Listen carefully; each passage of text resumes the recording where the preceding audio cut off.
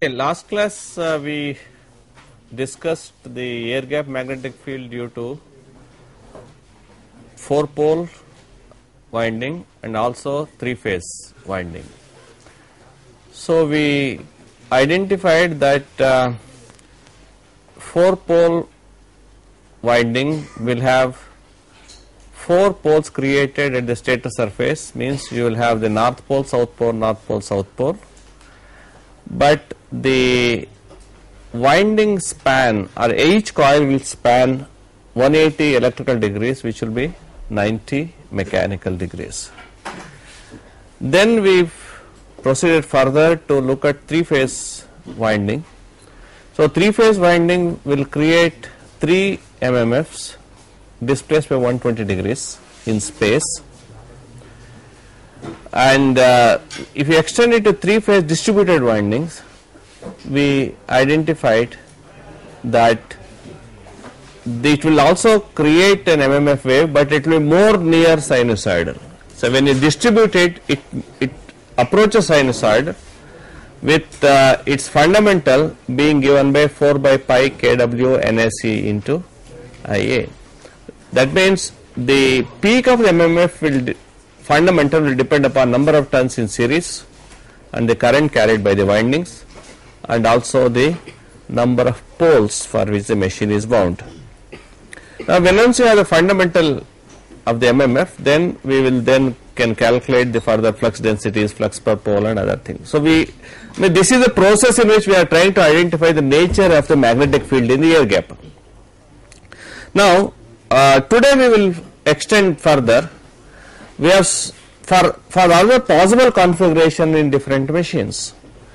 So the first thing we can do as an extension is the distributed field winding of a cylindrical rotor synchronous machine.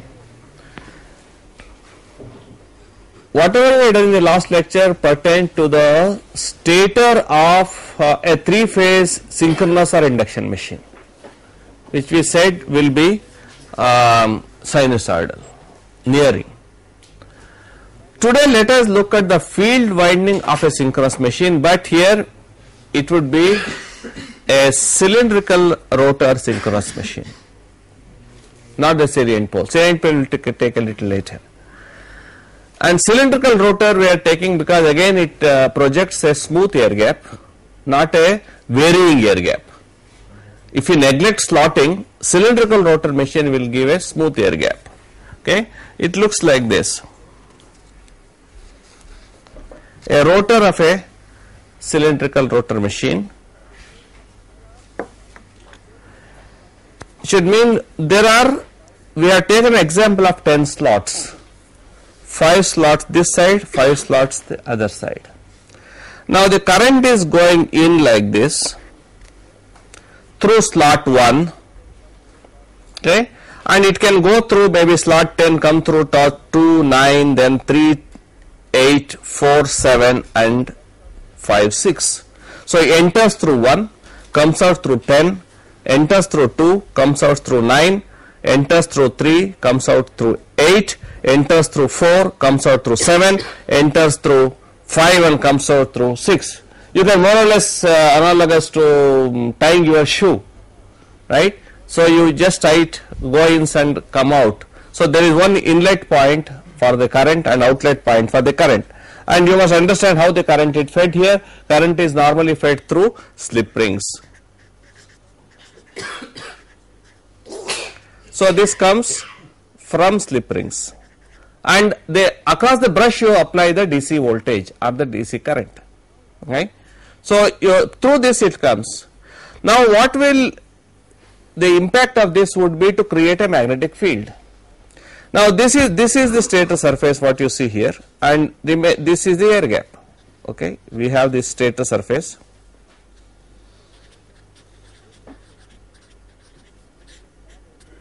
This is the rotor surface. There is a small air gap between the two, stator surface, rotor surface. Okay, this is G. We have created this. Now what will be the nature of flux lines here? Because all these 1 to 5 are carrying the the cross currents, therefore you would expect the flux lines to flow like this, right, and this is the back of the core, so it returns through the stator core, rotor core, then air gap and the stator core. So you know each flux line will traverse through the air gap twice. One is from rotor to stator and the rest of stator to rotor. Similarly on this side you will have the flux lines will be coming like this, right, because this will be the dot currents, so it will be other way around. So the flux lines at the back of the core, it is returning like this. This is the back of the core, okay, and this is the back of the core. This is in the rotor. Rotor, the flux lines will be like this. Okay, so they will be, if you go to look at the symmetrically center of the rotor, this is an axis, so this will be the magnetic axis.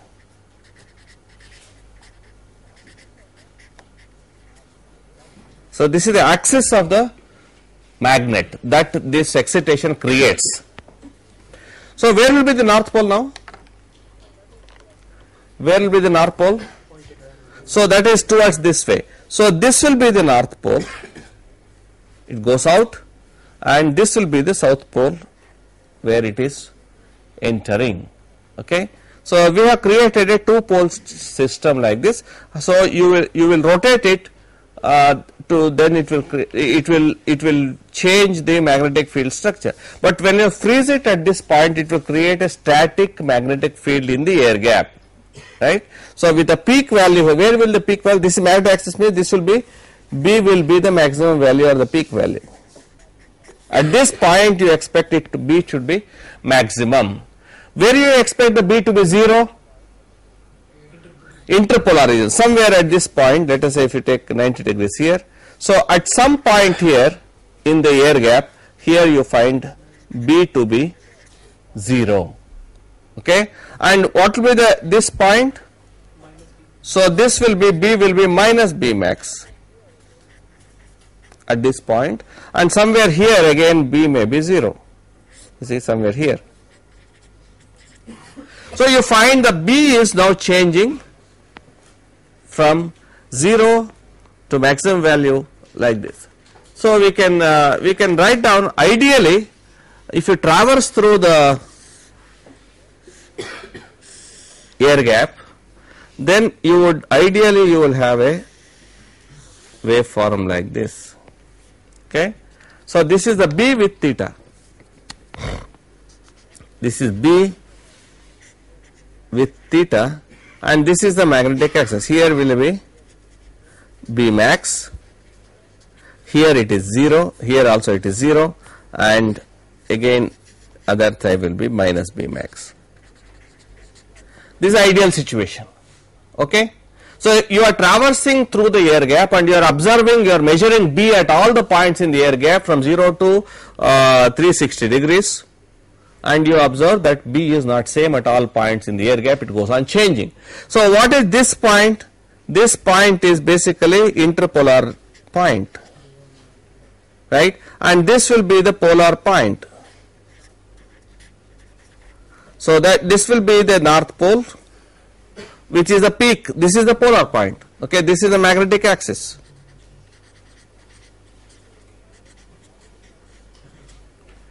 So you have a magnetic axis, north pole axis. You have created a north pole, as it is north pole is just magnet is sitting like this here. Okay, and then again this will be the interpolar axis. This point is interpolar, the center of the poles, and this you have created the south pole here, and this will again be the magnetic axis,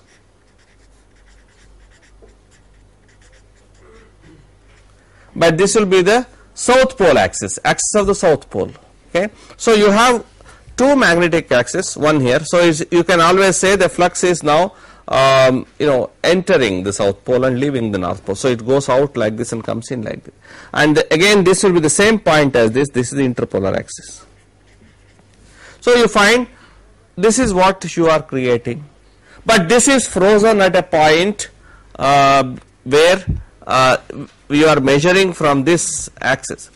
Okay, so at this is you are measuring from the point, let us say from this point you are measuring, Okay, let us say this is point number 1, I say point number 1 here, this is point number 2, I say this is point number 2 here or position 2 here, and I will say this is somewhere here point number 3, and again I put point number 3 here, and this is point number 4, the position number 4 here, that is at this point, and again position number 5 which is the same as the position number 1. Okay, 5 and 1 are same. So you have traversed through 1, 2, 3, 4, 5, and you have observed the B measured at different points are changing sinusoidally, ideally, but in actual practice it may not be so. Okay, so this is the, let us look at what exactly happens and on how do you calculate the flux density and the MMF, okay, at different points. Now you would like to create a sinusoidal B wave. Okay, in this case you may know that if you put the turns in each slot same, then you would expect some type of stepped wave. Okay, now I would like to have, for example, a sinusoidal wave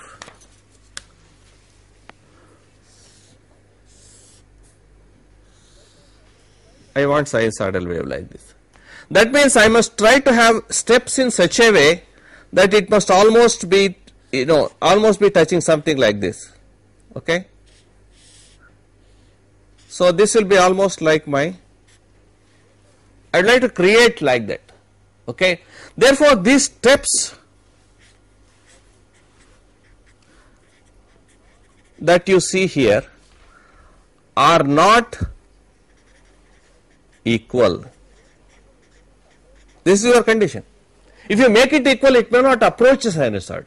So you would like to be as close to sinusoidal as possible. So you would like to have the equal, unequal steps. So that means you create unequal steps. So if you want to create unequal steps, then you cannot put the same number of conductors in each slot. If you put same number of conductors in each slot, what you find? You may get some steps, but they may not be nearing sinusoidal. Okay, so therefore you have in each of them you have unequal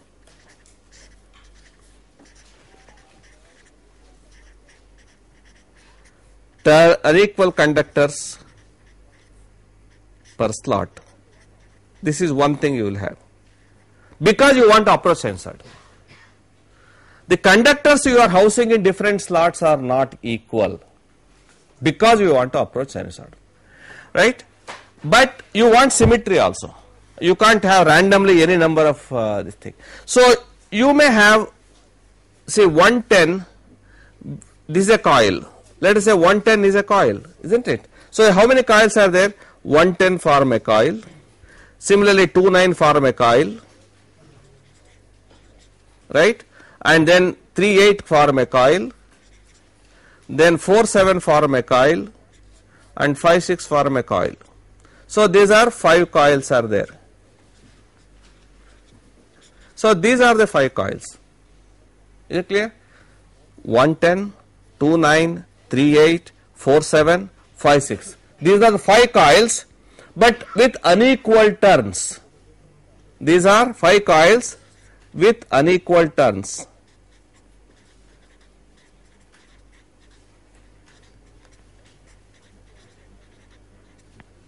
Right? So we come to this conclusion, 5 coils are unequal turns, but you also want to have some type of a symmetry. Now to get that symmetry, what will, at least some of the coils may be equal. What are the coils which you think will have equal turns?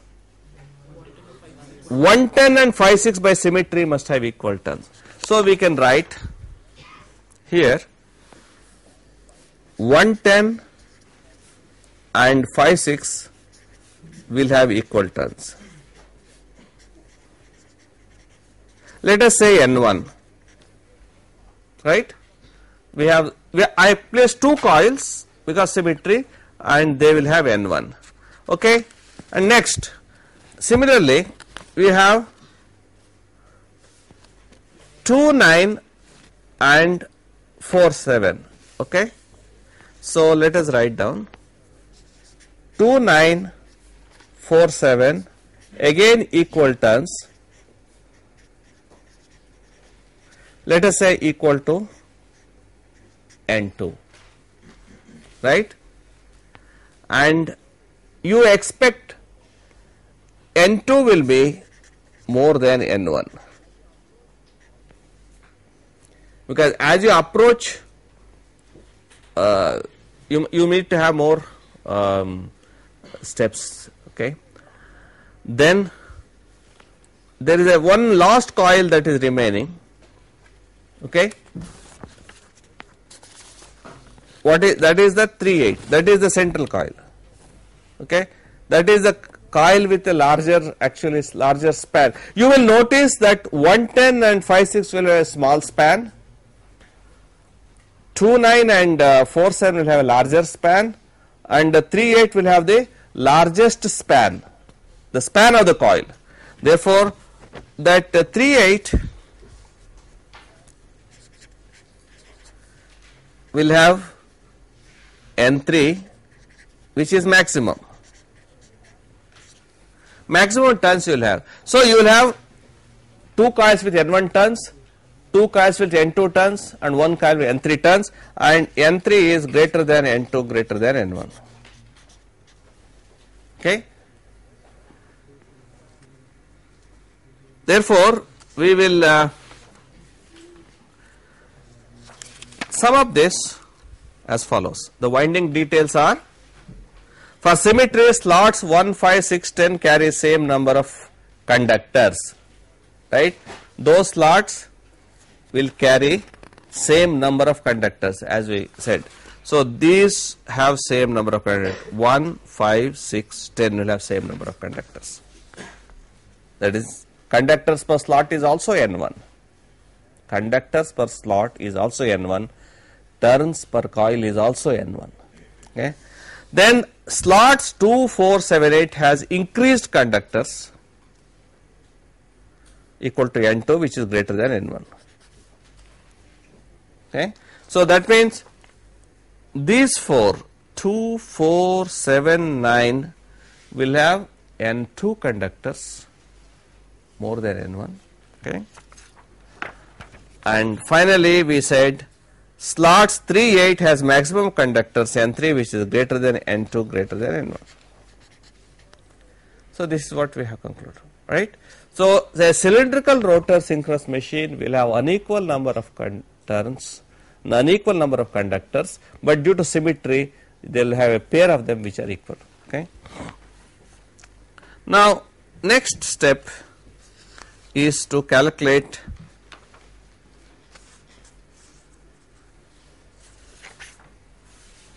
the MMF. Okay.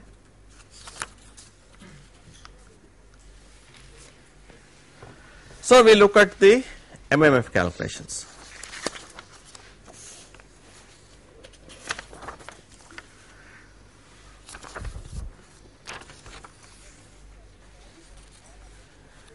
The field current carried by all of them will be same, IR, that is the field current, and this will be DC, and it is fed through the brush and the slip ring goes into the conductors.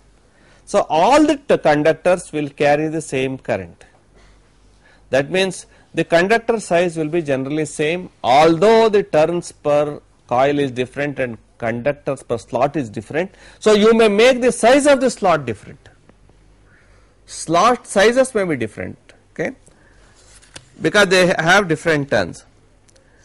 Now what you observe is, there you will observe a step increase in MMF from slots 6 to 10 respectively equal to, so it will all increase as you traverse through that. First it will be N1 IR, N2 IR, N3 IR, then again N2 IR and N1 IR. So that will, this is how it will jump, okay, right. So let us go back to this. Let us say I have redrawn this, the same thing in a, spread it out, okay.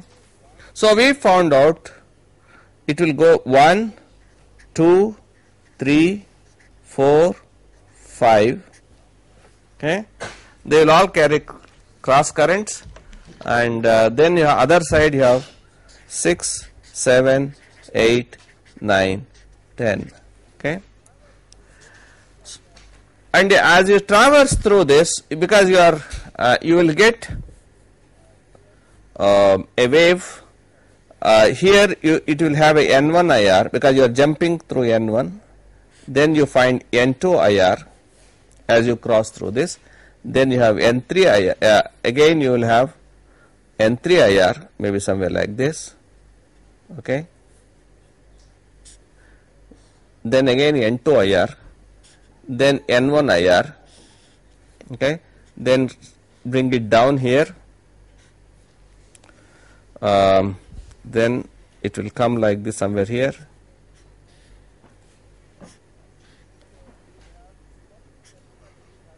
So you will have first step, because this is having N1 turns here. So the jump you will see is N1 IR. First jump you will see N1 IR because you're as you're passing through this. Then you second one has N2 because this has N1, and current is IR anyway. All the conductors carry IR, but this conductor. So whenever you cross through, as if you are crossing through a mine, So when you then you are jumping. So you attain a higher potential as you go through this N1 IR. Then you have N2 IR.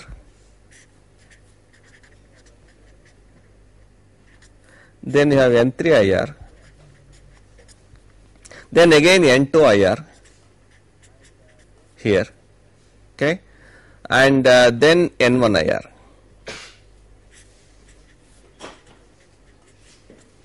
That will go like, then again this will be same N1 IR,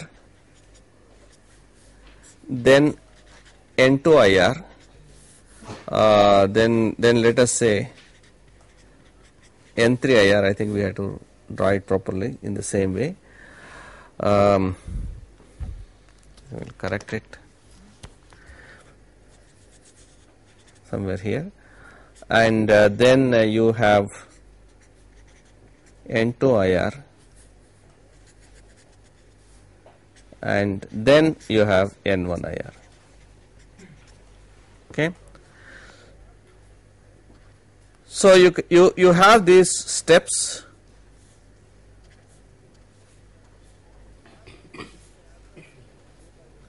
Or you can as well do by the method of summing of the rectangles. We did it in the earlier case. You can have two coils, take the rectangle, another coil, take a rectangle. So you can sum it up by superposition.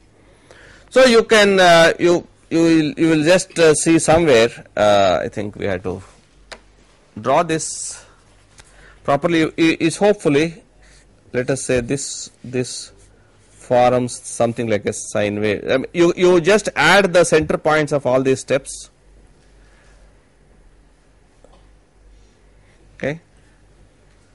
So it's somewhere like this. So you will have the center point will be somewhere. This is the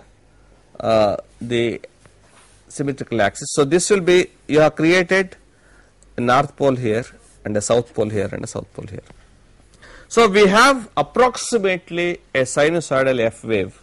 Okay, we have a MMF wave which is sinusoidal, and through these step functions, and these steps are unequal steps. So this is small steps, bigger step, biggest step, then again small step, like that. So this figure is not to scale, but if you actually draw it, it will look much neat in this fashion. Okay. So what is our point? Our concern is, we have seen the shape of the curve, which is nearing sinusoidal. So you can approximate like that. Now our concern is, assuming it is sinusoidal, what is the peak value? Let us say FA, that is the peak. Our concern is peak of the fundamental, isn't it? Okay. So let us look at the expression for peak of the fundamental. So to recap, what we have done is, we have step increase in MMF from slot 6 to 10 respectively equal to N1 IR, N2 IR, N3 IR, N2 IR and N1 IR.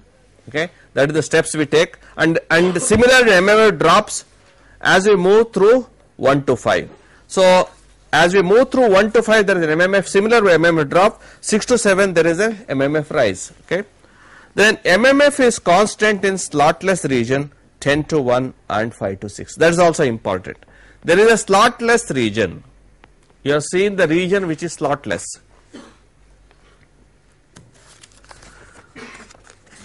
See this region, if you go back to this figure, this is the slotless region.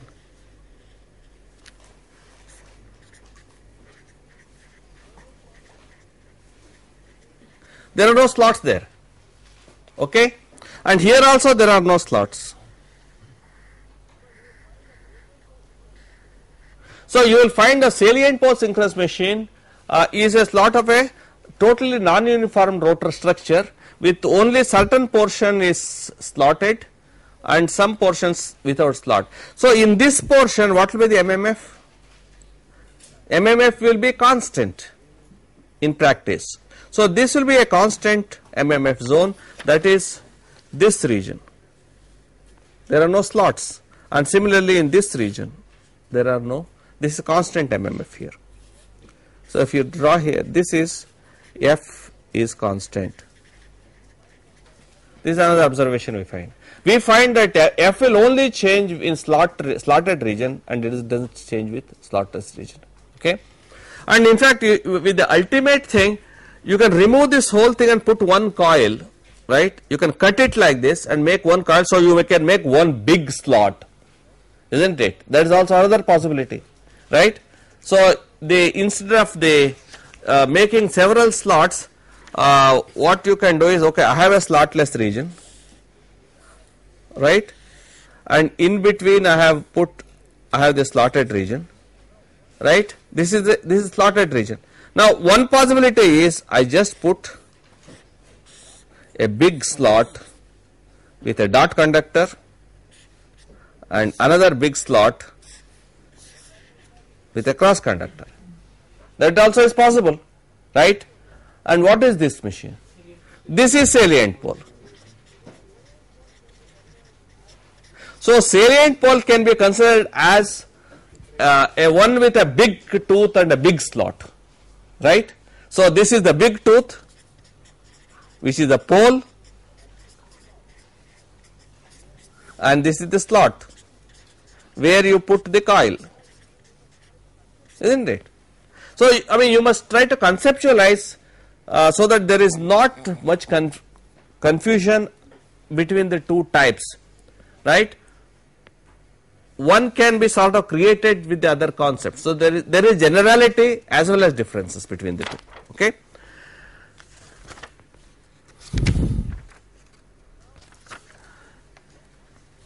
Now we are interested to know what is the resultant MMF. Okay. We have gone to the final picture. We are interested to know what is the resultant MMF. We have seen a sine wave finally resulting from all this exercise. So our concern is what is this point, right? What is the maximum value of the fundamental? Okay.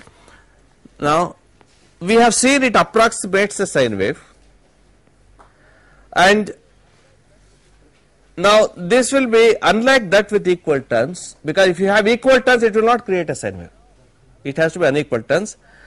Now another thing is spacing of slots can also be varied to improve the waveform. You do not have to have the spacing of slots can be different also, right? It not be equally spaced. So slot pitch may also be different. Okay. So slot pitch may be different, conductors per slot can be different, because our whole objective is to get a pure sinusoidal MMF wave in the air gap. Okay. Now the fundamental wave expression that we get is as follows. Fundamental wave, peak of fundamental is given by this expression 4 by pi. 4 by pi is one of the constants which normally we use from rectangular to sinusoidal. It's fundamental. Kr is a winding factor for the rotor, okay, and NR is the total number of turns in the field winding, total turns NR, and IR is the current that is flowing in the coil, and P is the number of poles for which it is wound.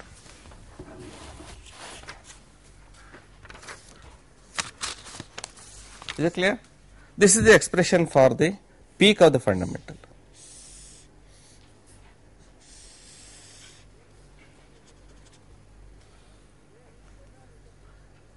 Now, where NR is the total number of turns, in this case, what is the total number of turns? Is twice of N1 plus N2 plus N3, isn't it? That is the total number of turns connected in series in the coil. Because you are putting all of them in, nothing you are connecting in parallel, you are connecting all of them in series, but the coil, since they carry the same current, you expect the coil's conductor size will be same, it carries the same current, and that is what it is. And Kr is called effective winding factor. This is a definition that is basically to take care of the winding configurations. Okay.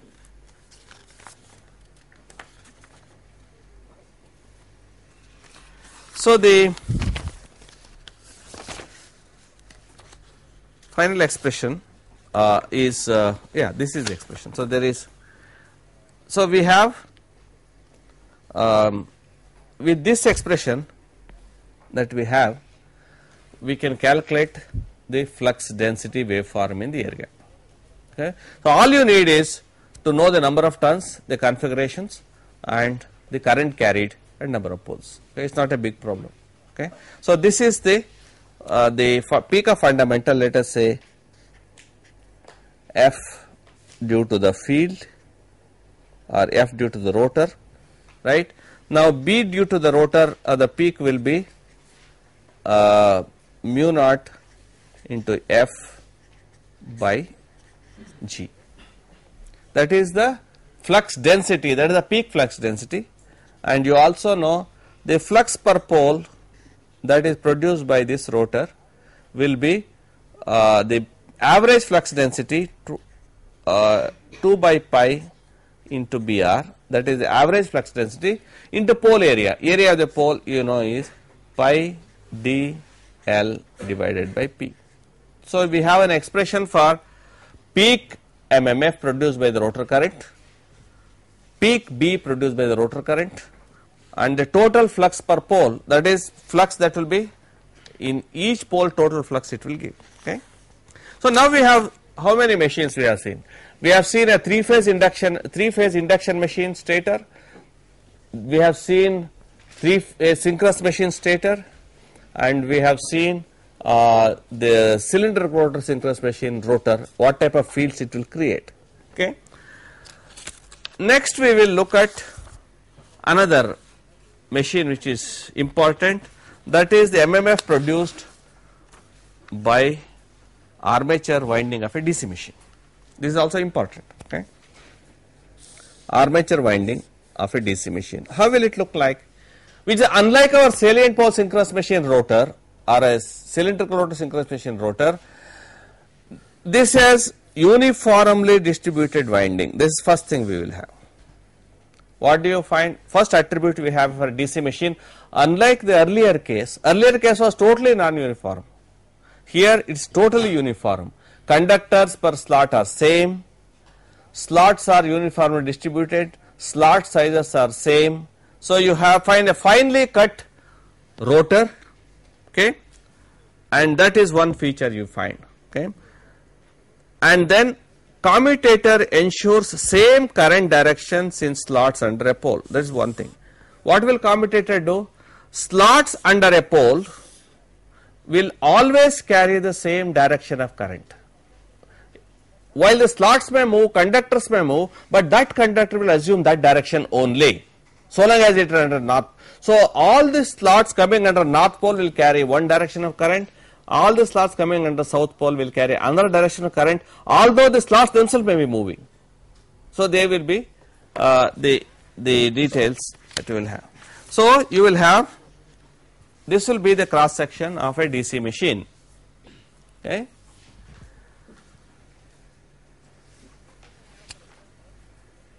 So, you may have, for example, I have taken here, let us say 6 slots per pole, let us say 1, 2, 3, 4, 5, 6, 7, 8, 9, 10, 11, 12. There are 12 slots and 6 slots per pole. Each pole generally subtends 6 slots. Now 1 to 6 will now carry the cross current. We have seen in this case 1 to 6 is carrying the current going in, right, and 7 to 12 carry what current? Dot current. Current comes out. This is one thing we see, right, and of course this is the magnetic axis of the field winding. Then what will be the magnetic axis of the armature winding now? This is the magnetic axis of the armature winding, because what will be the flux that this will produce? This will produce a flux like this, because all these conductors are cross conductors. So you would expect the flux lines will go like this, right? It will go like this, and maybe other way also.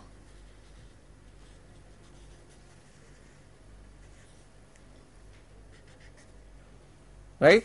So the flux lines, and they return at the back of the core, okay, through the field, etc. So it comes out, similarly it comes down like this. So you must see, once we know the typical flux lines and directions, then rest of the things becomes easy to conceptualize. Okay. So we have seen, now to get an MMF waveform, what procedure you can use now?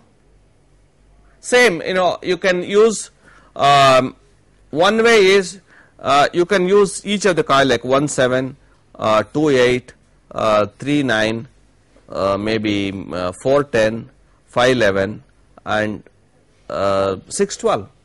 Each of them are identical coils. So you will have 6 identical coils. What will you have? So here you have 6 identical coils and carry same current,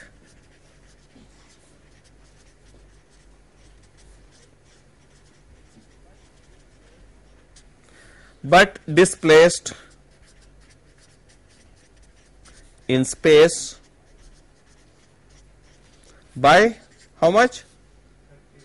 By a slot pitch. In this case it is 30 degrees, because we have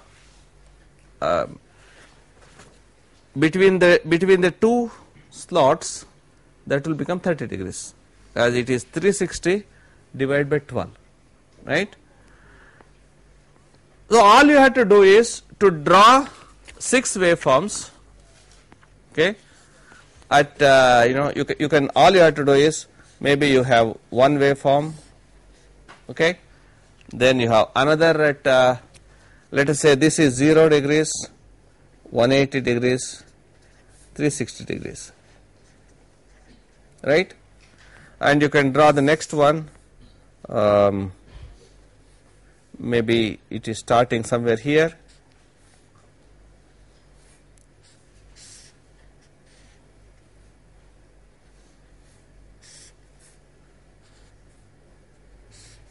so this displacement may be 30 degrees, okay, and you can create another one,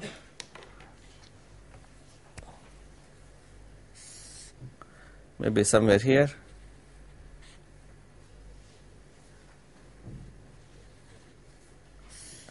so you can proceed like this, right. So you make 6 such rectangles, right, and then sum it up. Sum it up each position. So you will find that in some there could be plus, there could be some minus. So for example, if you want to sum up these two, there are zones in which this becomes plus and this becomes minus, so at that zone it will become 0. Okay, there will be some zones in which both are adding, so it will become twice. So some zones they are subtracting, okay, and there could be minus. So you find at different points in the air gap you get different potentials. So ultimately what do you expect the resultant waveform would be? It will become a continuous step. So you may find, for example,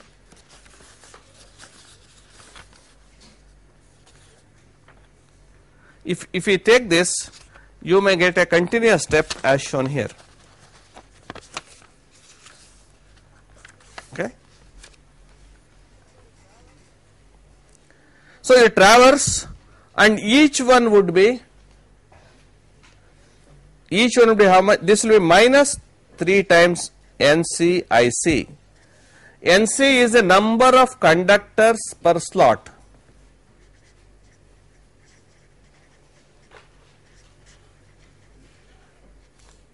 And IC is the current per conductor. Current flowing through the conductor. So from the same logic, as you traverse, you will jump. How much you will jump? NCIC, isn't it? So this will be NCIC, and each are equal now. Another NCIC, NCIC, NCIC, NCIC, NCIC, right? And this is your 0 point. From minus 3 NCIC, it will go to plus 3 NCIC by this jump. Is it clear?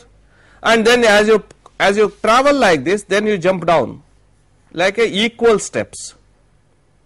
So you have equal steps again here in minus 3 NCIC. Is it clear? I think it's not complicated. It's just a question of understanding how. So as you traverse in the air gap like this, you will observe different MMF produced by the stator, produced by the armature conductors. Okay, and with a peak value of 3 NCIC, and you can draw the resultant will be the triangle. This is the resultant.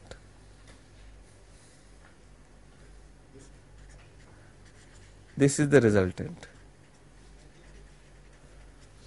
And this is a triangular. This is a triangular resultant, uniform. Okay. Then of course you have for your calculations, if you want to take its fundamental, so you can draw its fundamental somewhere. You can have some fundamental. So this may be the fundamental. Now its peak will be, let us say FA. Fundamental peak will be slightly less than the actual peak here, and the triangular to this, the ratio is 8 by pi square, right? So you have typically FA is 8 by pi square of 3 NCIC.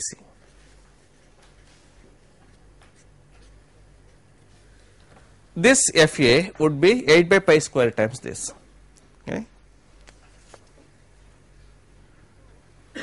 Right. So to recap, we had armature details with 12 slots, and slots 1 to 6 carry cross currents, 7 to 12 carry dot currents. Okay, one carry dot cross current, another carry dot currents. Then they produce spatially fixed, they are fixed in space, magnetic axis at all rotor positions. So whatever may be the rotor positions, your magnetic axis doesn't change. Please note down this.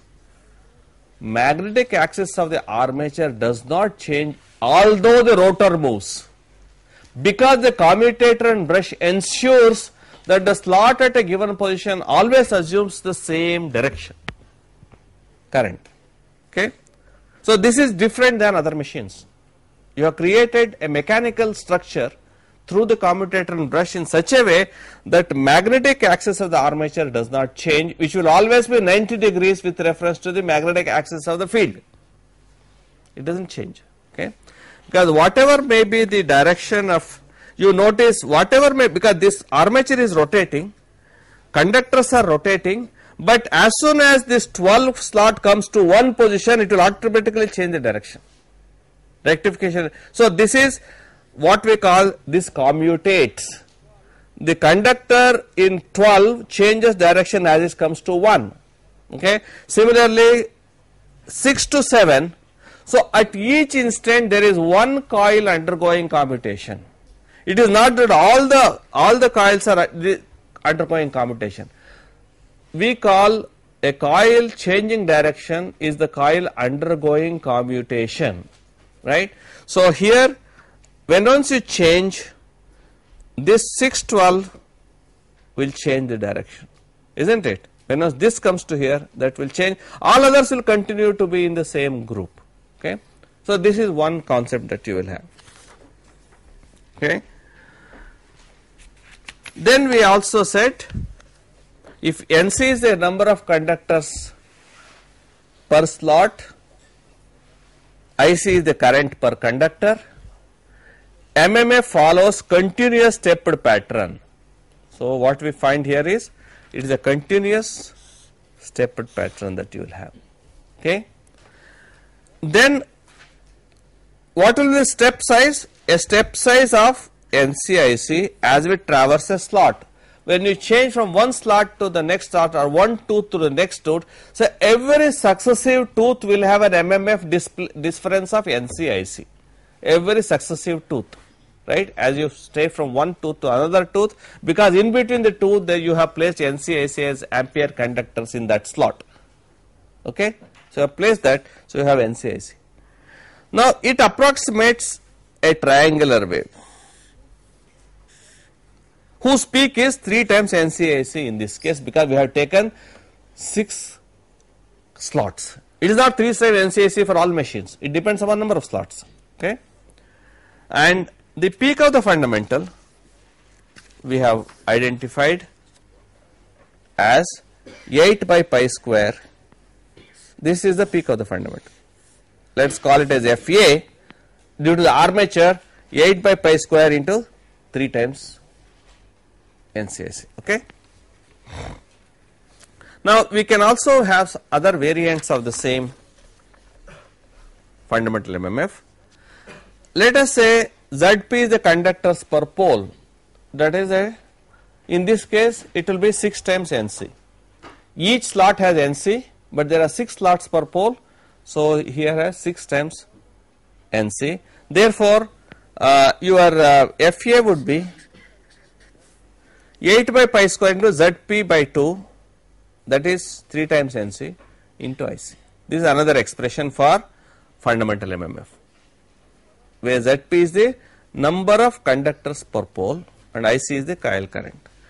But let us say there are total conductors or ZA in the armature periphery.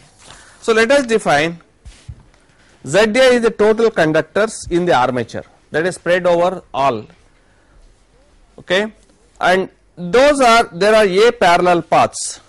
You know, all the conductors need not be in one path, they may be different number of parallel paths. Okay, they may be connected in different parallel paths like this. So these are called parallel paths, right? These are called parallel paths. Conductors connected in parallel. Now let IA be the current which is going through this. You are passing IA through the brush. IA is the armature current, that is through brush. What you measure through an ammeter connected externally, because you do not know the current flowing in a conductor. You can't measure it, it is rotating, it is inside. What you measure is, because for your calculations you must know what you can measure, not what you cannot measure. And P of course is number of poles. So we want to write down the expression MMF in terms of known quantities. ZA, these are all known, therefore we get the derivation So Zp will be whatever the Za divided by P, because we call Zp the total number of conductors per pole, will be total number of conductors divided by poles. Zp Za by P. Okay. What is the current in each of the conductor will be current going through the bus divided by number of parallel paths, right? That is Ia by A. We have seen the current through this, supposing each one is Ic, which will be Ia by A. This is current going through that, it divide into A parallel paths. So that is also there, Ia by. So fundamental, peak of the fundamental will be therefore 8 by pi square Za by 2p, that is into Ia by A. So you have a general expression for the peak of the fundamental of the armature of a DC machine, right. This one more machine, we know what is the nature of the fundamental. Okay. So we have seen the nature in a salient pole rotor, then armature of 3 phase, and also for the DC machine. Now we have to lastly we have to look at the salient poles. One thing which we have not seen is what happens if the poles, there are salient poles, like where do you find salient poles? You find in 2 machines. One is DC machine, you find salient poles, and you also find a synchronous machine with a salient pole rotor. Okay. So you find they are found in DC machine and synchronous machines, right. Salient pole means you don't have distributed windings, you have only concentrated windings just housed on the poles, like a big thick coil. You have a thick coil of certain turns just housed on the poles, right. So it create, now it will have a near constant MMF in polar region. So any salient pole will generally have 2 structures. Okay. So you have, this is the salient pole, this is called polar region, this is interpolar. So this is this is a rotor which you see in the synchronous machine, but in a DC machine, so this is what you see in a synchronous machine. In a DC machine what you see is it will be other way around.